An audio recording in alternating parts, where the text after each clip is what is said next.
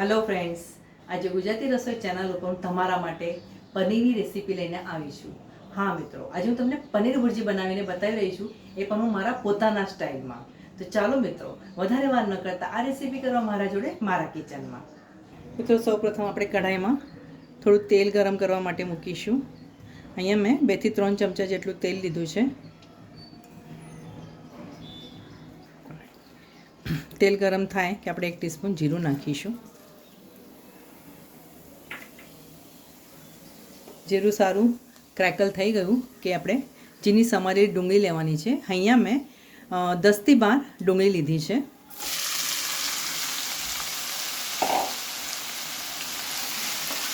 Medium સાઇઝના 10 થી 12 કાંદા લીધા છે મેં અહીંયા. આટલું આ તમે ક્વોન્ટિટી લેશો ને તો તમારા 5 થી 6 માણસને સર્વ કરી શકશો.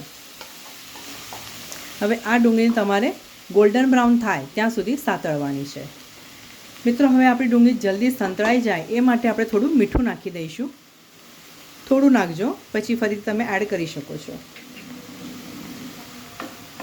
મીઠું નાખ્યા બાદ આપણે મિક્સ કરી લઈશું અને મીડિયમ ગેસ ઉપર ડુંગળીને સાતળવા દઈશું. ડુંગળી આપણી હવે ગોલ્ડન બ્રાઉન થઈ ગઈ છે. ત્યારબાદ આપણે એમાં ટામેટાં અને મલાઈની પેસ્ટ નાખવાની છે. અહીંયા મેં મીડિયમ સાઇઝના 3 ટામેટાં લીધા છે અને અડધો કપ જેટલી મલાઈ લીધી છે.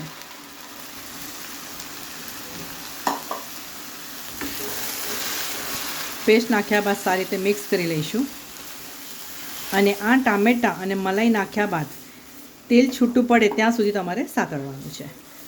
આ રીતે તેલ છૂટું પડવા લાગે કે આપણે એમાં મસાલા નાખીશું. અડધો ચમચો હળદર પાવડર, 1 થી 1.5 ટીસ્પૂન ધાણા જીરું નાખીશું.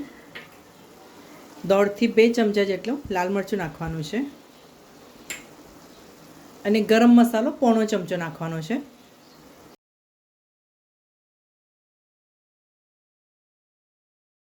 મસાલો નાખ્યા બાદ સારી રીતે મિક્સ કરીશું.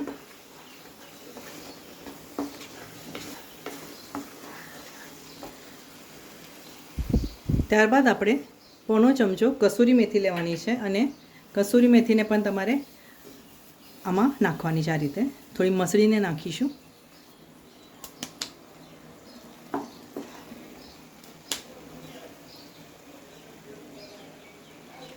અને લીલા ધાણા નાખીશું. સારી રીતે મિક્સ કરી લેવાનું છે.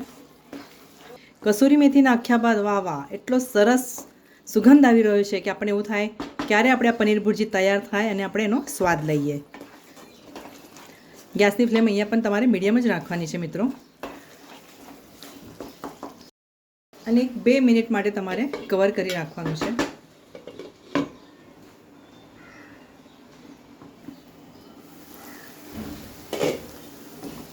તો ડુંગળી સાતળતી વખતે આપણે થોડું જ મીઠું નાખ્યું હતું. ફરીથી આપણે થોડું મીઠું એડ કરીશું. ત્યારબાદ આપણે એમાં પનીર ગ્રેટ કરીને નાખવાનું છે. આ શાક માટે મેં અહીંયા 350 ગ્રામ પનીર લીધું છે અને પનીર મેં ડેરીનું ફ્રેશ પનીર લીધું છે, જેથી તમારી પનીર ભુરજી ખાવામાં સરસ લાગશે. બને તો ડેરીનું જ લાવજો. પનીર જેટલું ફ્રેશ હોય ને મિત્રો, એટલું જ પનીરનું શાક ખાવામાં સ્વાદિષ્ટ લાગશે.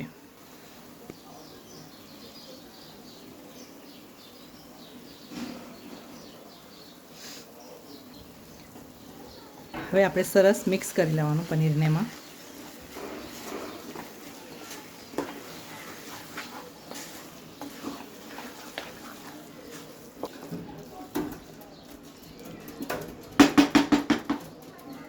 હવે ફરીથી તમારે 2 થી 3 મિનિટ માટે શાકને કવર કરીને કૂક થવા દેવાનું છે. 3 મિનિટ થઈ ગઈ છે. પનીર ભુરજી એકદમ તૈયાર થઈ ગઈ છે. હવે આપણે ઉપરથી ઝીણા સમારેલા લીલા ધાણાથી આ શાકને ગાર્નિશ કરીશું અને આ પનીર ભુરજીનો સ્વાદ તમે પરાઠા જોડે લેશો ને તો ખાવાની તમને ઘણી મજા પડશે મિત્રો. આ વિડીયો જોવા બદલ તમારો ઘણો ઘણો આભાર. આવતા વિડીયોમાં આવી સરસ મજાની રેસીપી સાથે આપણે ફરીથી મળીશું. ત્યાં સુધી સરસ ખાઓ, સ્વસ્થ રહો અને ગુજરાતી રસોઈ જોતા રહેશો.